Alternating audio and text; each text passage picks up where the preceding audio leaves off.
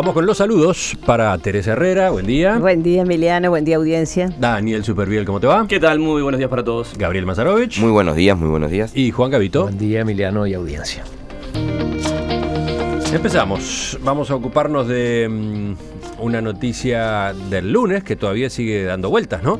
El presidente de la República, Tabaré Vázquez, anunció el plan de inversiones en infraestructura para este quinquenio, que, según destacó, será récord en la historia del país, superando los 12.000 millones de dólares. Y ustedes verán que con esta inversión en infraestructura estamos prácticamente en este periodo sumando las inversiones que hubo en los dos periodos anteriores. Y si lo comparamos con los periodos anteriores a la llegada del Frente Amplio al gobierno, en este periodo democrático, la inversión que se va a hacer es la que triplica o cuadruplica las inversiones que se hacían en periodos anteriores. En una presentación que realizó ante la prensa, acompañado por el Consejo de Ministros en pleno, Vázquez explicó que la mayor parte de esa inversión será en energía y vialidad. Además, se invertirá en lo que llamó infraestructura social, que abarca escuelas, liceos, hospitales, seguridad ciudadana y también locales para el sistema de cuidados, y también en vivienda, comunicaciones, agua y saneamiento, entre otros rubros. El presidente también anunció que de los fondos que se utilizará para esta inversión, el 66% será público y el resto privado, la mayor parte a través del mecanismo de PPP, participación público-privada.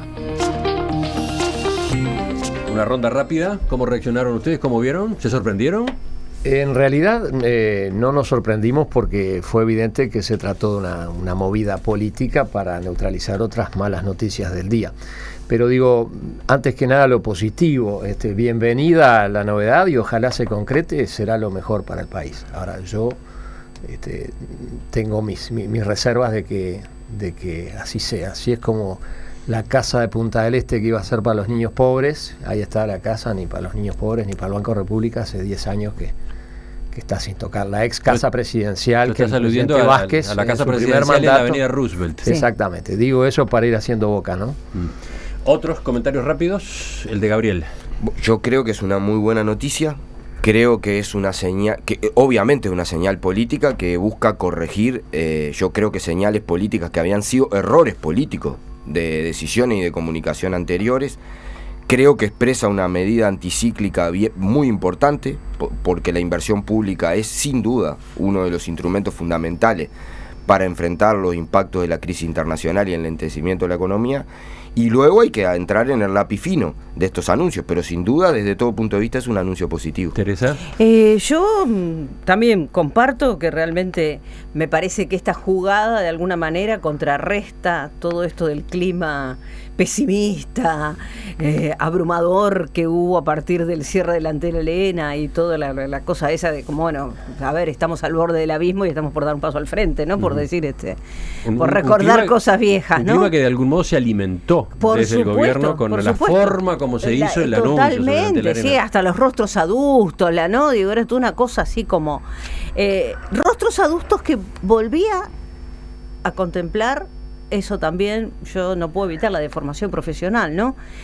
El tema del discurso y todo lo demás, volví a contemplar cuando está haciendo los anuncios Tabaré, porque uno ve que hace los anuncios son, en mi opinión, positivos.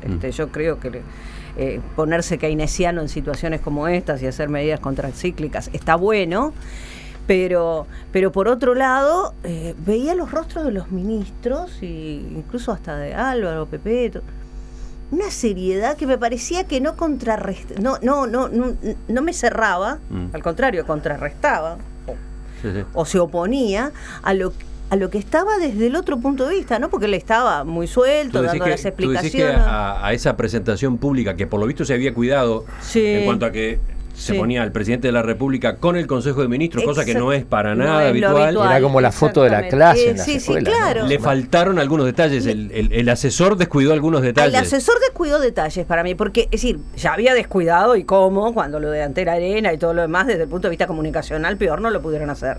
Entonces yo creo que todo esto operativo que viene a tratar de mostrar que se van a haber medidas contracíclicas, que se va a tratar de que la economía se reestructure a partir de esto, que además este tipo de noticias levantan el ánimo general de la población, que es tan importante para una buena economía, no me cerraron las caras de los ministros. Bueno, yo mi comentario es, bueno, apareció el piloto, ¿no? En el aeropuerto, Claro. con las azafatas y los comandantes de a bordo atrás, pero todavía no están arriba del avión y el avión está funcionando.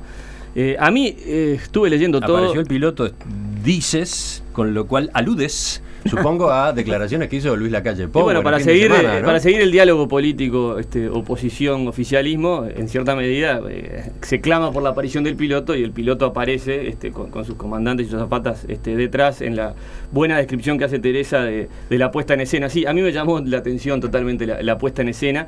No transmitía el optimismo que debiese transmitir un presidente con un anuncio de 12.700.000 millones de 12.700 dólares. En ese sentido me parece que sí, que el estilo de Vázquez, y sale justamente en estos días, ayer creo que Nacho Schwarzenegger de Equipos Consultores dice que uno de los problemas que tiene este gobierno, que se detecta de esta gestión, es la comunicación del presidente.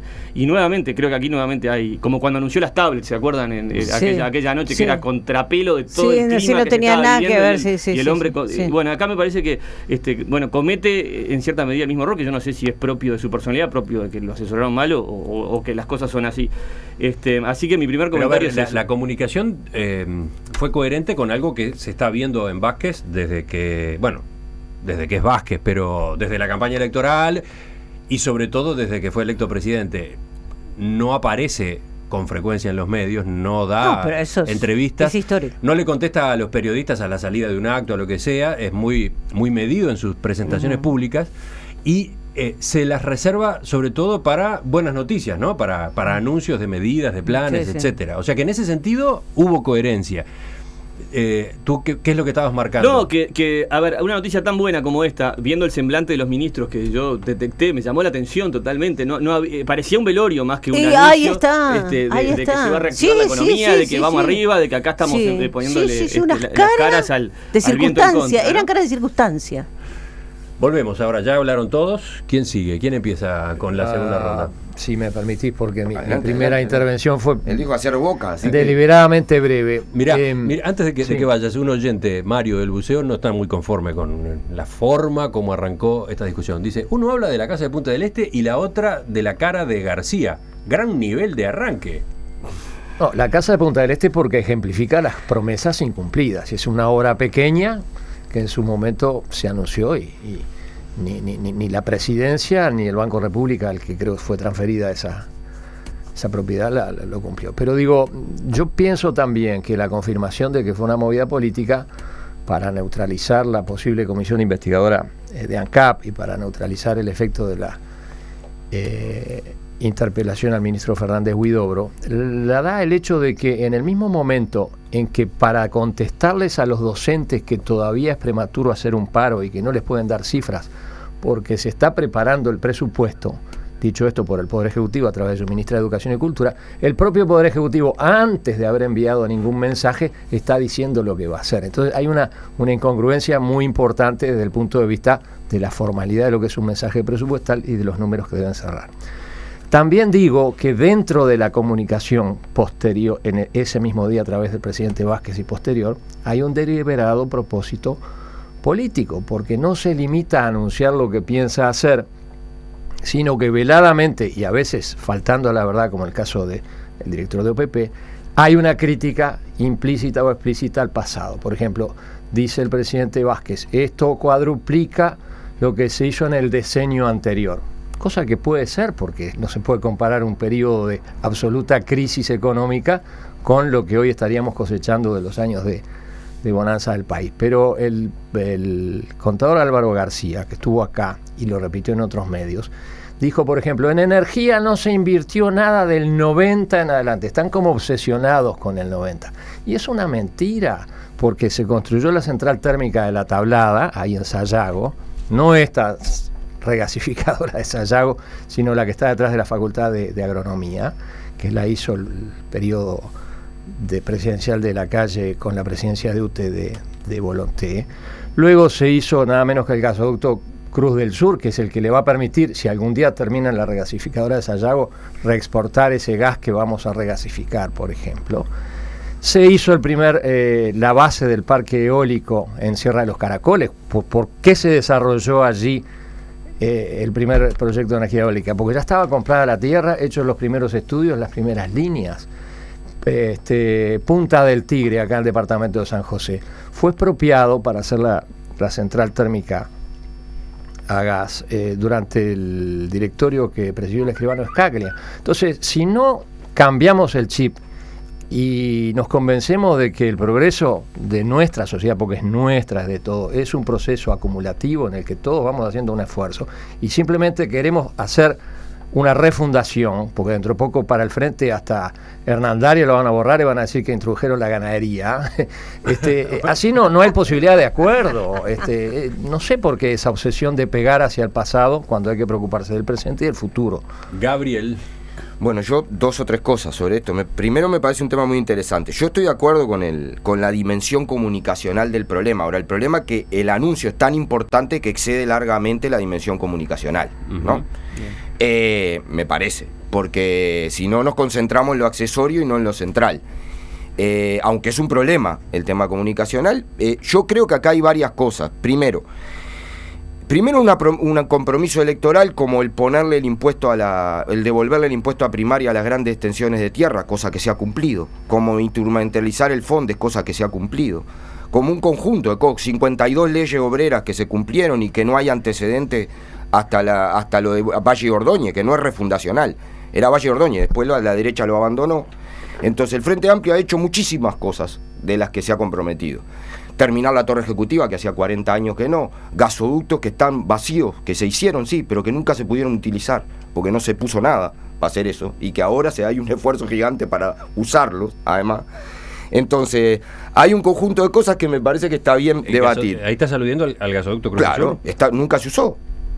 Entonces, yo lo que digo es... Por lo que yo recuerdo, se usó poco. Se usó poco, por algo Se usó poco, porque no fue sencilla la idea de proveerse de gas en Argentina, ¿no? Ahora, por eso, pero podemos debatir sobre todo eso. Ahora, yo lo que digo porque si hacemos boca, yo no tengo problema, además muy entretenido hacerlo y debatir en serio. Ahora, acá hay una cuestión. Había un posicionamiento en torno a cómo enfrentar, porque nadie discutía ni negaba la situación de una crisis internacional del capitalismo y de un impacto negativo sobre la región, que implicaba un enlentecimiento de la economía. Había sectores, sobre todo el suplemento Salmón del país, que es fanático defensor de todo el libre mercado y de nada de lo que tenga que ver con lo público, que afirmaban que estábamos en crisis. Y había sectores del gobierno y de la izquierda diciendo que el Uruguay no está en crisis, que enlentecía su crecimiento. ¿Y cómo salir de eso? Había señales del gobierno que fueron criticadas por sectores de la izquierda, criticadas por el movimiento sindical, porque se entendían que eran con errores y que llevaban a otra cosa, y aquí hay una señal que establece un camino de salida distinto, que es a través de la inversión pública, de la obra pública. Hay noticias, está bien, a mí por eso digo después hay que ver el lápiz fino, porque está el tema de la infraestructura, la vialidad, la energía. Ahora también se habla de 100 CAIF, lo que para mí es importantísimo para un conjunto de gente. Y me parece esa es una de las inversiones en infraestructura social vinculadas con que el se sistema llama de cuidados. Sí. Llamó la atención que Vázquez hablara en sus anuncios de que una parte de la inversión iba a ser en cuidados, cuando básicamente el cuidado es un servicio, digamos, ¿no? Claro, pero necesita infra. Necesita locales. Y había un debate, además, si eso sí iba a ser incluido en el presupuesto educativo o no, todo un lío de debate también en eso, o de dónde iba a ser incluido. Entonces, hay que hacer un debate para discutir lugar por lugar, pero a mí me parece que hay un mensaje bien importante político, y quizás inclusive tú le haces una pregunta bien interesante a Álvaro García en la entrevista, que es porque hubo interpretaciones en la prensa en torno a que había cierto grado de diferencia incluso en el Poder Ejecutivo sobre anuncios hechos por el Ministerio de Economía y Finanzas que habían generado además eso que se llama en economía la profecía autocumplida, ¿no? Y que habían generado no solo el rechazo de los sindicatos, de sectores de la izquierda, de todo, sino retracción de empresarios. El otro día yo tenía encuentro con periodistas económicos que me decían lo mismo, que no entendían esa visión. Creo que esto es un anuncio concreto que modifica claramente ese clima y pone por primera vez, además, en este terreno al gobierno a la ofensiva, cosa que no es menor. Yo decía hoy que lo primero que hacía era celebrar la información, me parece excelente. Yo creo que cuando hay situaciones como la que terminó de cerrar el propio gobierno con su mala comunicación, está muy bueno que se hiciera eso, y por eso hice hincapié en la comunicación. Yo lamento disentir con el oyente, pero en realidad, y tú recién hablabas de profecía autocumplida, ¿no? Uno sabe que el mejor programa económico no funciona si la gente está mal o no lo apoya, y viceversa, ¿no? A veces las cosas pueden no estar muy bien, pero podemos hacer 2 o 3 medidas que hagan que la gente se suba al carro y trate de empezar a tirarlo. Sabes que los oyentes siguen discutiendo ese tema, ¿no? Por ejemplo, Gerardo mandó un mensaje en el que señala: al grano, por favor, que me diga alguno de los presentes en la mesa cuándo un político tuvo cara de feliz cumpleaños. Hay buenas noticias y buscamos la parte negativa en un guiño en la cara de uno de los presentes. Ay, no, va más allá de eso. Yo creo que el frente se comunica horrible. Es decir, va más allá de eso. Mira, y no es la anécdota. Pero ojo, por otro lado están los que de algún modo van en esta línea de análisis, claro. La tuya. Sí. Un oyente dice, un detalle de la presentación: los ministros con el fondo del logo presidencial y el presidente con un fondo negro. No estuvo bien eso, ¿no? Claro, es decir, el frente tiene problemas de comunicación, y si no los asume, hace mal en no asumirlos. Los tiene. El manejo delante de la arena fue clarísimo. Es decir, era un manual, un compendio de cómo no hacer las cosas. Y esto de ahora me parece que justamente una muy buena noticia, una noticia importante. Creo que no se manejó bien desde el punto de vista comunicacional. Otra vez se equivocan, para bien, y para las buenas y para las malas noticias. Pero no voy a seguir con este tema, porque a mí hay cosas que lo que sí no me quedan claras, y recién se tocaban algunos puntos acerca de, ¿en qué realmente se va a terminar invirtiendo esto? A mí hay grandes títulos, y cada uno se preocupa por las cosas que más le interesan, ¿no? Por ejemplo, cuando él habla de seguridad ciudadana, me quedó claro, sí, que va a ser los CAIF, que eso tiene que ver con el Plan Nacional de Cuidados, estoy totalmente de acuerdo. Pero cuando habla de seguridad ciudadana, por ejemplo, ¿incluye violencia basada en género o no? Porque yo el tema lo vi totalmente ausente de cualquier tipo de inversión, de cualquier tipo de cosa. Se hicieron grandes promesas, se dijo que era prioridad del Estado, y sin embargo, por ahora, silencio, no reciben a las organizaciones de mujeres que están pidiendo entrevistas, en el Parlamento no se habla del tema.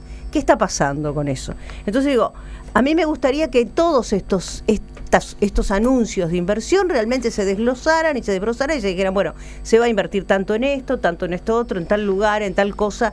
Celebro. Creo que es importante, creo que cambia el clima, creo que puede generar puestos de trabajo. Soy partidaria de lo keynesiano en situaciones como esta, pero creo que hay que aclarar mucho más. Todavía falta mucha aclaración. No, está claro que la información que se dio a conocer es muy general, ¿no? Muy general, genérica. Exactamente. Faltan detalles, tanto en cuanto al tipo de obras como la forma de financiamiento también. Bueno, ahí quería ir desglosando un poco, ¿no? De 3 formas de financiamiento: impuestos, contraer deuda y reformular lo que es la redacción de la ley de la participación público-privada, que es una ley que, por lo que tengo entendido, llevó mucha discusión y llevó al consenso de los 3 o 4 partidos políticos con representación parlamentaria, que llevó años de discusión y nada. Y no funcionó.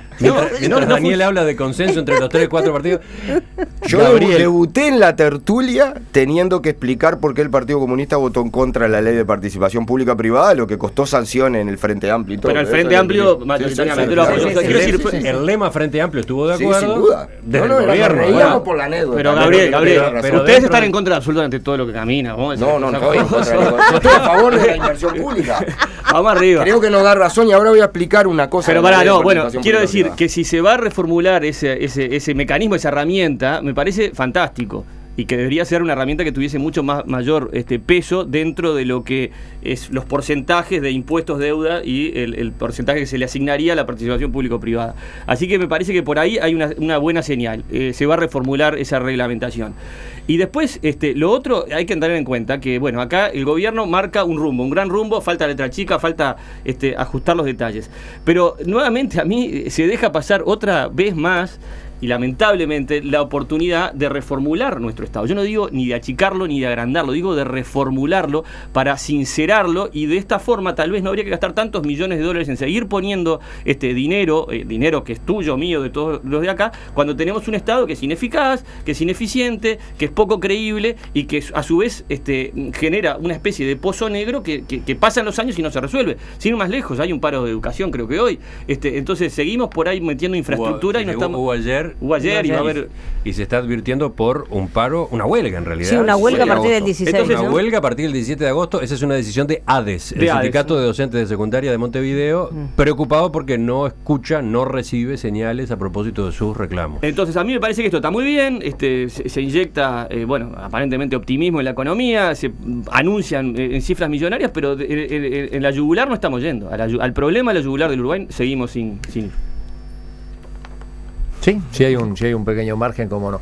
Gabriel también tiene que parar. Yo creo que lo de las PPP es demostrativo de la evolución que ha tenido la autodenominada izquierda del Uruguay en este sentido. O sea, los que antes eran adoradores del Estado, de la planificación central, y que solo se podían hacer las cosas desde el Estado y desde el gobierno, ahora admiten que la empresa privada, la iniciativa privada tiene algo que hacer y que aportar. Vuelvo al ejemplo, no solo con lo de la PPP, sino que vuelvo al ejemplo de la energía. En el año 97 tuvimos lo que se llamó la Ley Marco Regulatorio del Sector Eléctrico, que desmonopolizó el sector generación dentro de UTE. El Frente se opuso tenazmente, y también el PIT-CNT y AUTE, el sindicato de UTE. Pues, ¿qué hizo el Frente cuando llega? Bueno, admite lo que es obvio, que eso es necesario. Y buena parte de los logros que se han hecho en energías alternativas, como los aerogeneradores, como la propia Botnia UPM, que genera energía a partir de los desechos del proceso industrial, como otras generadoras privadas a partir de los desechos del arroz, lo hacen los privados, y está bien que así sea. Por supuesto, no está bien que dirijan los privados, tiene que dirigir el Estado, planificar, distribuir. Pero entonces, bienvenidos muchachos a la realidad, bienvenidos al mundo real, y ojalá se concreten estas cosas y que no quede como el tren de los pueblos libres, que tuvo, ese sí, muy buena comunicación, pero horrorosos resultados. Gabriel, yo solo dos cosas habías para anticipado decir. Que tenías algo para sí, agregar. En torno al final. Primero, aquí se incluye también un sistema nacional de inversión pública. O sea, hay un peso sustancial del Estado en esto, en anunciarlo, en dirigir e incluso en coordinar toda la inversión. Creo que hay uno de los problemas con la ley de participación pública-privada y en torno a la inversión privada aquí, en esto. O sea, y lo explicaba muy bien uno de los gerentes de la SAFAP, ¿no? La SAFAP tiene 10.000 millones de dólares hoy, que hasta los gastos administrativos se los hace el BPS, que por ley no les puede cobrar. Es una maravilla de negocio la SAFAP. Pueden invertir el 50% de eso. Pública, ¿no? Sí, por suerte, la más grande, por suerte. República. A pesar de eso está la cultura del uruguayo de defender eso, a pesar de todo lo que lo criticamos.